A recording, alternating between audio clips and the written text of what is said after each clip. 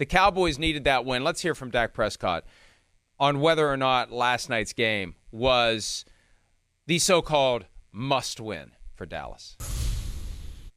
You said it's a big win. Was this a must-win, though? Yeah. It was. Yeah, it was a must-win. Why? I mean, it's early in the season. Early in the season, but 3-3, 4-2 or 3-3, it's a huge difference. Yeah, it just is. I mean, yeah, like I get exactly what you're saying. It's early in the season. I've been in the 3-5 season that we turned it around and went on a win streak and won the division. So I get what you're saying, but 4-2, second road win of the year against a great team, against a great offense, good defense, great defense. Going into the bye week, yeah, I mean, we talked about after last week not allowing this thing to landslide, and obviously I think a win like this allows you to really close that book. Obviously, we closed that book throughout this week, preparing for this game, moving on, not just talking about it, but being about it, practicing that right way, preparing the right way to do that.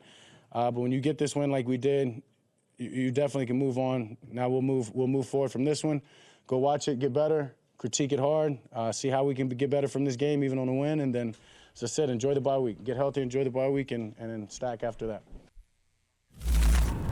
Yeah, I like that he's being candid about it. A lot of times you'll get the cliches and every win's a must-win. Every game's equally important. We're just trying to win one game after another. We're just trying to make a play, yada, yada, yada.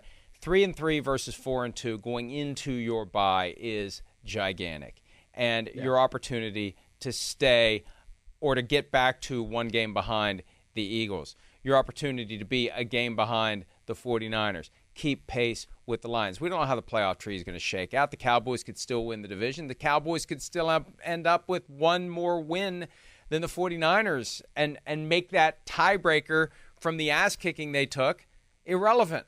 So it's critical. If you're thinking about making the playoffs, once you get around 5, 6 losses, I still don't quite know which one is red alert with 17 games. 5 losses was red alert with 16 games. Yeah. Let's say 6 losses, red alert. Well, they would have been halfway to red alert to just make the playoffs. But when you're thinking about trying to win divisions, trying to be the 1 seed, trying to force people to come to you in the postseason, 3 is red alert. Yes. 3 is getting to the point where, you know what, okay, maybe we'll make the playoffs.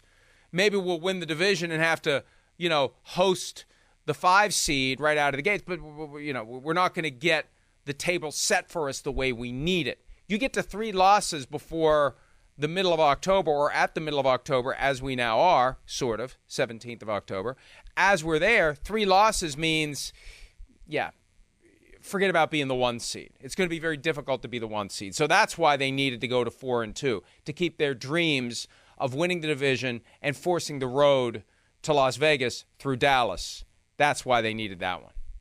Yeah, and Prescott said this too during his presser. He's basically said, now I can enjoy the bye week, because if you do lose that game to the Los Angeles Chargers and you got to fly home in the middle of the night and you wake up and you're getting off the plane and you're like, man, we are 3-3 and I got to stew over this for an entire week before the Rams come and play us. Like, that's not something that you want to do. So getting to 4-2, and yes, the Eagles lost, the 49ers lost, and McCarthy and Prescott were also asked about that. And it's like, it's not bad, but at the same time, we have to get our own stuff right. So I think that, it was huge to get that win. But Mike, all games are must win in football. Like, there are only 17 of them.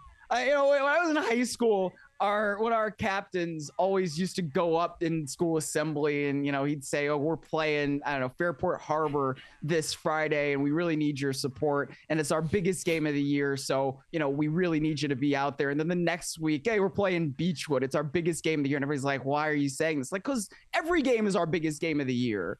And there's when we were in high school, there's only 10. Like, now there's only 17. Like, every game is a must win. I understand what Dak is saying, though. Yeah, you want to enjoy the bye week and you need to get to 4 wins and you don't want to get to 3 losses this early. But in football, every game is a must win. And that's part of what makes football beautiful, at least in my opinion.